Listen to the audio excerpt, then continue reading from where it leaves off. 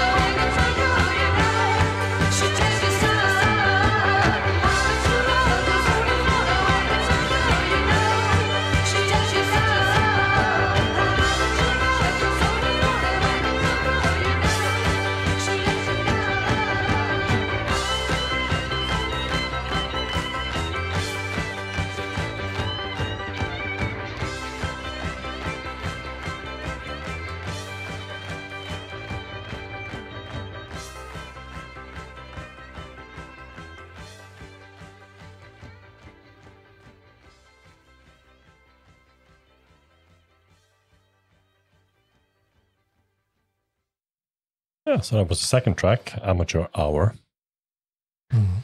Also a fantastic song. Goes very fast. Goes on and on. Yeah. Going on, yeah. Oh, that was a very fun track. I haven't heard this song before. It was the first time hearing this, and I really liked it. It's so catchy, you know. First time, it's just and of course it's not that varied, you know. You easily go into the groove, and fast, yeah, but I think it's the piano that goes tap tap tap tap tap tap tap tap that makes it hectic. But it didn't feel as hectic as maybe Town Ain't Big Enough for the Both of Us, because you're in the motion. You're in the flow. Beat is more steady, maybe. Beat is more steady. It's more it's not a motoric beat, but it's it's a sort of an endless groove, except for the one point where it's a cappella for a couple of seconds. Yeah, I mean there are dynamics in there. The verses are a bit quieter, and then it really kicks off on the chorus. A fun song. A very fun song. It's slightly more rock and roll, could say, than the opening song. Not as complex production-wise either. It's something with that theme from the piano and guitar in the beginning of the song. It sounds a little bit like like a slot machine music or something like that. Merry-go-round. Yeah. Casino. Fairground. Yeah. But I got the rock and roll feel as well, because this all 50s rock and roll feel, and it begins and ends with the guitar. It has a guitar solo actually, fading out. Could have been longer. I could have listened to this longer. Yeah, it fades out maybe early. Well, maybe it was. Of course, it was intentional, but it ends up being almost exactly as long as This Town Ain't Big Enough for the Both of Us. So it's definitely a single length, clocking in on the 3 minutes and just above 30 seconds. Yeah. It's interesting all the way through the fade. What I was trying to. Yeah, and it could easily have been a song that didn't fade out and have just have an abrupt ending. Well, for that matter. But you did tell us in the introduction of the album that they had a tendency to fade out the guitar solo parts. So it's definitely happening in here. Yeah. So I don't know if the brothers were too keen on that part. Yeah, I'm not sure if they meant fade out the part where they played guitar solo, but just remove the guitar during the fade out. Yeah. And here they keep it, obviously, and that's a good choice. Yeah. And perfect single length, as you mentioned, and of course it was a single. It was the second single of the album. Released just, actually it was released just mere weeks after This Town, because that was in early March, I think it was. And this was released in June. But it was released very quickly after This Town Ain't Big Enough for Both of Us had reached number 2 on the chart. And as soon as it dropped out of the list, which happened very quickly, just a few weeks afterwards, this came out. And this reached number 7 on the list and sort of confirmed that Sparks had finally made it and became a popular band. Trying to keep the momentum and cash in on the success, and that's very understandable. And also the song is similar enough that people will listen to it and that's the same band, but different enough that it's not a rehash of the first. It's a very similar vocal style. Maybe that's what he does later on as well. But those two were very similar, and I think as the first song sparked some debate about was it a woman or was it a man singing, and this time I thought he sounded more female than in the first the opening song, This Town Ain't Big Enough for the Both of Us. Maybe I never thought about it. Well, no, and there's some nice there's a lot of reverb on the piano and on the vocal, and it's like he's singing in a big hall or something. Yeah, you're right about that. So it's a lot of ambience, ambience. I don't know if that on it could have to do with it being on Island Records, being famous for their dub reggae, but it's definitely has some very nice spacious vibe in here. Just a bit ironic, since the thematic of the lyrics are very intimate, you could say. Yeah, I did not read the lyrics before, and I haven't heard the song before, so I didn't completely catch the lyric, but there was something about puberty, at least. I could start a song at tenor and then end as bass. Yes, voice growing and the girls growing breasts and the men growing chin hair, boys growing into men. So there's something there. But the amateur hour that goes on and on, like the song goes on and on and on. I mean, amateur hour goes on and on. When you turn pro, you know, she lets you know. That's the chorus, and it's basically about a virgin boy, first time having sex, and it gives sympathy to all those persons. You know, the first time you do it, you're going to be an amateur, and you know, you're probably not going to know what you're doing. And that's what the song is about. When you turn pro, you know. Even in the pre-chorus, but she can show you what you must do to be more like people better than you. Yeah. Yeah. And of course, the most brilliant line here, it's a lot like playing the violin. You cannot start off and be Yehudi Menuhin.